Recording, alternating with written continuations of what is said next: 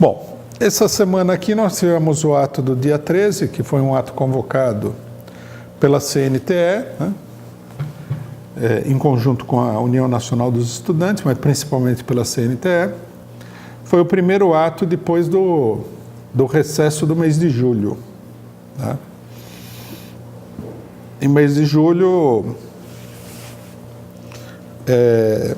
como era de se esperar, né? Com férias escolares, recesso em determinadas partes do judiciário e tudo mais, a atividade política ela tende a decrescer. E ela efetivamente decresceu ainda mais do que o necessário, porque a política geral das organizações de esquerda, das direções de esquerda, é uma política paralisante. Né? Nós já havíamos assinalado antes do mês de julho que o cronograma de mobilização das principais direções, da direção da CUT, do PT, etc. e tal, era um cronograma de mobilização com a realização de um ato público por mês. Né? Quer dizer, uma mobilização a conta-gotas. A cada 30 dias você vai lá, né, você tira a bandeira do armário, tira a camiseta do armário, vai lá, põe a camiseta, pega a bandeira, sai na rua, depois volta para casa. Daí um mês você faz a mesma coisa, etc. e tal. Qualquer pessoa, não precisa ninguém ser especialista em política, pode perceber que isso aí não vai dar em absolutamente nada. É meio que um calendário institucional, né? É como as sessões do Congresso Nacional. A cada tanto você tem uma sessão, é como sessão do STF.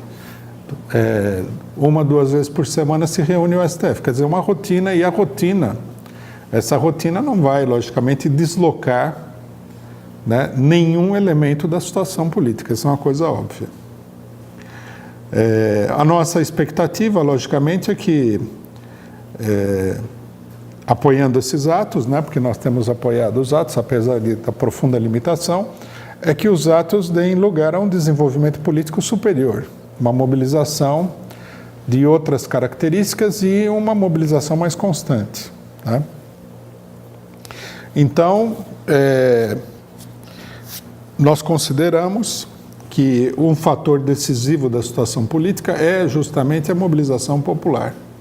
Daí a importância de ter uma análise objetiva do ato do dia 13. O que aconteceu no ato? Né? O que ele expressa em termos da mobilização e tudo mais. A primeira coisa que a gente deve dizer sobre esses atos é que eles foram menores do que os atos de junho e maio passado. Né? Isso daí, numa certa medida, é uma coisa natural, porque nós temos que considerar que a política é como,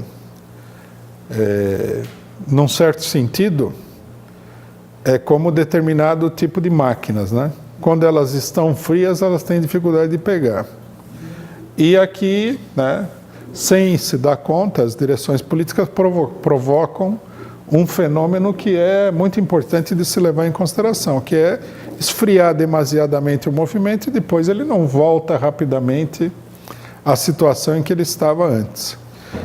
Esse dado é um dado decisivo para as mobilizações. Embora, até certo ponto, a situação tivesse esfriado, não necessariamente as direções sindicais e políticas precisariam ficar numa situação de paralisia, né? Muita coisa poderia ter sido feita durante o período de recesso, né? Não era obrigatório ficar parado, e embora o recesso fosse uma coisa natural e levasse a um certo esfriamento da situação, o que nós vemos aqui é que a política geral das direções, ela está provocando, na verdade, ao invés de provocar um crescimento da luta, seja lá pelo que for, seja por reivindicações parciais, como a questão da educação, da previdência, ou seja a luta contra o governo de um ponto de vista geral, ela está levando a que essa luta perca a intensidade.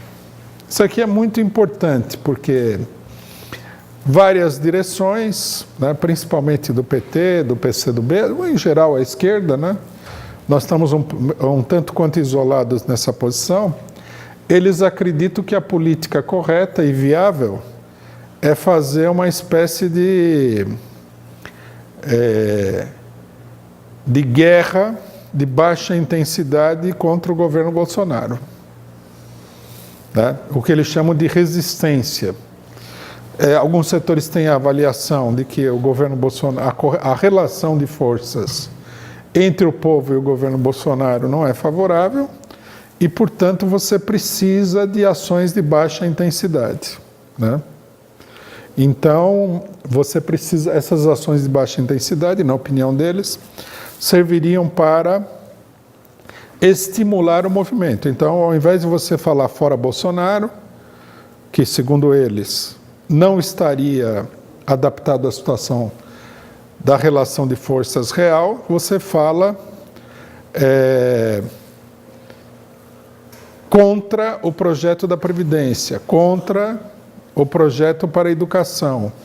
Você pega reivindicações menores, você pega reivindicações parciais, e essas reivindicações parciais elas serviriam para ir esquentando o movimento. Mas o que nós vimos no ato do dia 13, na realidade, é que as reivindicações parciais e toda essa luta contra-gotas, ao invés de esquentar o movimento, na verdade ele esfriou o movimento, né?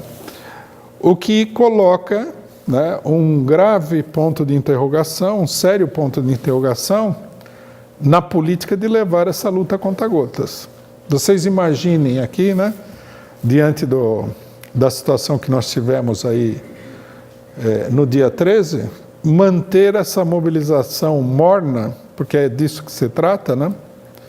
Manter a mobilização morna até 2022. É uma coisa totalmente sem nenhum fundamento na realidade, né? Isso daí precisaria ficar claro. Logicamente que é importante explicar, né, essa posição. Há um dado dessa posição política que não está bem explicado, que é o seguinte: a esquerda, principalmente a esquerda institucional, ela espera, com essas mobilizações a conta-gotas, ir para a eleição de 2020, ou seja, no ano que vem, eleições municipais, conseguir uma vitória municipal e, com isso daí, se fortalecer dentro da situação política. Aí nós continuaríamos com a mobilização a conta-gotas, né? Em 2021, em 2022, e aí iríamos para a eleição presidencial. Bom, o que nós temos que dizer é que a mobilização a conta-gotas não faz o movimento crescer, não tem feito, e não tem detido nada que o Bolsonaro tem feito. Tudo que ele fez tem passado e ele tem atacado a população, a economia nacional, das mais diversas formas, né? E o que ele faz, sim, não é embora seja, logicamente, que um ataque gradual à população, onde ele vai ocupando terreno, não só ele, Bolsonaro, mas o conjunto da direita e da burguesia golpista, e eles têm ocupado progressivamente o terreno político numa série de aspectos fundamentais. Isso daí também não fica esclarecido pela posição que diz que nós temos que travar lutas parciais. Então, quer dizer, o balanço do ato do dia 13, embora o ato do dia 13 não seja decisivo nesse sentido, é um primeiro ato, a mobilização possivelmente voltará a crescer, mas como indicação, né, como exemplificação dos resultados de um determinado método de luta, mostra a tendência, né, a esfriar e rebaixar o movimento ao invés de fazer o movimento crescer. Se o movimento crescer no próximo período, e a gente espera que ele cresça, não será por conta dessa política, será por conta de outros fatores que estão presentes na situação. Então esse é o primeiro aspecto, né, do balanço do ato do dia 13 que é preciso levar em consideração. Nossa conclusão, em resumo: a política de luta contra gotas e a política de reivindicações parciais, de não levantar o fora Bolsonaro, de não chamar a população a uma ofensiva geral, ela tende a fazer com que o movimento perca impulso ao invés de ganhar. Tá?